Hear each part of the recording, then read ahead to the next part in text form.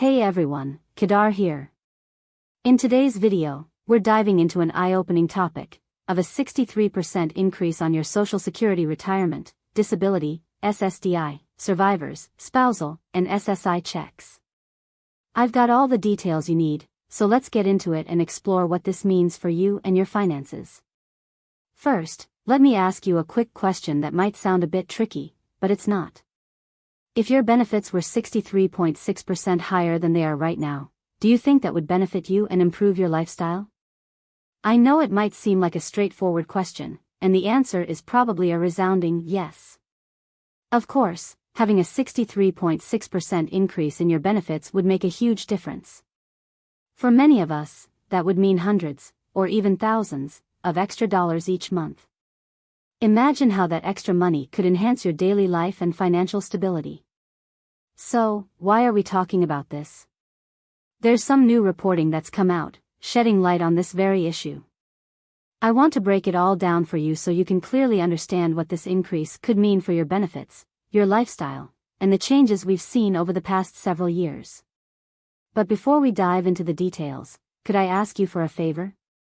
If you haven't already subscribed to the channel, please hit that subscribe button right down below the video. Join the nearly 500,000 people who are already part of our community. Your support means a lot and helps us keep bringing you the latest updates and valuable information. I'm here every day, keeping an eye on the headlines, doing the research, and advocating on your behalf. I answer your questions and do everything I can to keep you informed about anything that might impact your money, benefits, or lifestyle. There's a lot changing right now, and it's a busy time with many proposals and potential changes to our benefits. So, thank you so much for subscribing and being part of our community. Now, let's talk about what's really happening. To fully understand the impact of this potential 63.6% increase, we need some background. Over the past 20 to 30 years, prices for goods and services have increased significantly. Just think about it, everything from a dozen eggs to healthcare costs has gone up. The average increase in prices over this time period is a staggering 144.5%. What does this mean? It means that the purchasing power of your dollars has diminished over the years. This phenomenon is often referred to as the erosion of money or inflation. Simply put, your dollars are worth less now than they were before. Let me give you a quick example. Think back to when you were younger, maybe as a kid or a teenager. When you had $1, you could buy quite a bit with it. Fast forward to today, and what can you get for $1? Almost nothing. Maybe a small pack of Tic Tacs if you're lucky. This stark difference highlights the erosion of purchasing power. Your money is losing value, which makes it harder to stretch those dollars as far as you used to. Understanding this context is crucial when we talk about potential increases in benefits. A 63.6% raise would be a significant boost, especially in light of the devaluation of money over time. It could help counteract some of the negative effects of inflation and improve your financial situation. In conclusion, the idea of a 63.6% increase in your benefits is not just a theoretical scenario, it's a real possibility that could have a profound impact on your financial well-being. We've seen how inflation erodes the value of our money, and such an increase could provide much-needed relief. Stay tuned as we continue to explore these topics and bring you the latest updates on what's happening with your benefits. Let's break this down in detail so you can fully understand what's happening. First, let's talk about the depletion of purchasing power, also known as the erosion of money. Essentially, this means that the value of your money is decreasing over time due to inflation. Inflation is a term we often hear, and it's a key factor in understanding why your dollars don't stretch as far as they used to. Here's a quick refresher on what inflation does. Over time, the prices of goods and services increase. This means that what you could buy for $1 a few years ago now costs more. This phenomenon is what we call inflation, and it reduces the real value of your money. So, when we talk about inflation, we're discussing how the cost of living rises, making your dollars less valuable. Now, let's consider how this has played out with your benefits. Over the past 20 to 30 years, the price of goods and services has surged by an average of 144.5%. That's a significant increase. But here's the key question: how much have your benefits increased during the same period? This is where the annual cost of living adjustment, or COLA, comes into play. The purpose of COLA is to adjust your benefits to keep up with inflation. In theory, if the cost of living goes up by 5%, your COLA should also be 5%. However, this is not always the case in reality. Especially in recent years, the COLA has not kept pace with the actual rate of inflation. In the last 20 to 30 years, benefits have increased by 81% due to COLAs. While an 81% increase is certainly significant and beneficial, it's not enough to keep up with the 144.5% rise in prices. This discrepancy leaves a gap of 63.6%. Essentially, your benefits haven't increased as much as the cost of living has, meaning your purchasing power has been reduced. Let's break this down further. Over the years, even though there have been annual adjustments to your benefits, these adjustments have often fallen short of covering the actual increase in prices. For example, each year, the COLA might only slightly lag behind the rise in prices, by fractions of a percent. While these small annual increases seem minor on their own, over time, they add up and result in a significant shortfall. One of the best tools we have to grow our money over time is compounding. Compounding works when time and interest build on each other, resulting in increased value.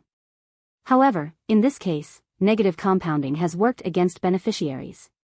The small annual increases in benefits, when compounded over many years, are not enough to keep up with the overall rise in prices. So, over decades, even small discrepancies between inflation and COLAs can lead to a considerable reduction in purchasing power. What might seem like a small annual shortfall has compounded into a major issue. In summary, while COLAs have increased benefits by 81% over the past few decades, this hasn't been enough to keep pace with the 144.5% rise in prices. The 63.6% gap represents the erosion of purchasing power, making it clear that benefits haven't kept up with the cost of living. Understanding this gap is crucial. It highlights the challenges faced by those on fixed incomes, as the purchasing power of benefits continues to diminish despite adjustments. I hope this explanation helps you better grasp the impact of inflation on your benefits and why it's essential to stay informed about these changes. Now let's see how inflation affects our Social Security benefits and why we're seeing a significant erosion in purchasing power over time. Let's start by discussing the concept of compounded effects over long periods. When we talk about the impact of inflation and cost of living adjustments, we're dealing with incremental changes that might seem minor year by year. But these small differences add up over time, and that's where the real issue lies. Imagine this: 10 years ago, let's say the cost of living adjustment, or COLA, went up by 1%. During the same period, the prices of goods and services increased by 1.3%. This means there was a shortfall of 0.3% between the COLA increase and the actual rise in prices. It doesn't seem like a huge discrepancy in just 1 year, but this is where the problem begins to take shape. Fast forward to the next year.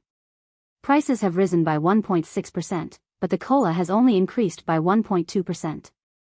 Now, we're dealing with a 0.4% discrepancy. Each year, these small gaps accumulate. Over a decade or more, these seemingly minor differences can result in a substantial overall shortfall. To illustrate this further, let's consider the cumulative effect. If this pattern of small discrepancies continues year after year, it compounds into a larger and more significant problem. Over the past 20 to 30 years, this pattern has led to a 63.6% gap between the increase in benefits and the actual rise in prices. While benefits have increased by 81% due to COLAs, prices have surged by 144.5%. This discrepancy is why we're seeing such a significant decline in purchasing power. It's important to understand that this isn't about one sudden huge adjustment. Instead, it's about how small, incremental changes each year lead to a large cumulative effect over time. This ongoing issue contributes to the financial struggles many seniors face today. So, why is this happening? The root of the problem lies in how cost of living adjustments are calculated. While there have been discussions about switching from the Consumer Price Index for urban wage earners and clerical workers, CPIW, to the Consumer Price Index for the elderly, CPIE, these changes alone may not solve the underlying issue. The real need is for more accurate reporting of price increases to ensure that COLAs truly reflect the actual cost of living. To put it simply, even if we were to switch inflation measures, it wouldn't necessarily address the core issue. We need accurate and realistic reporting of price changes to ensure that COLAs keep pace with the actual cost of living. In conclusion, while we're not suggesting that there will be a 63.6% increase in benefits overnight, it's clear that if COLAs had kept up with real price increases over the years, benefits would be significantly higher today. This is why many seniors are experiencing financial difficulties, because their benefits haven't kept up with the true cost of living. Thank you for tuning in. If you have any questions or comments about this topic, please drop them below. I'll do my best to address them in future videos or in the comments section.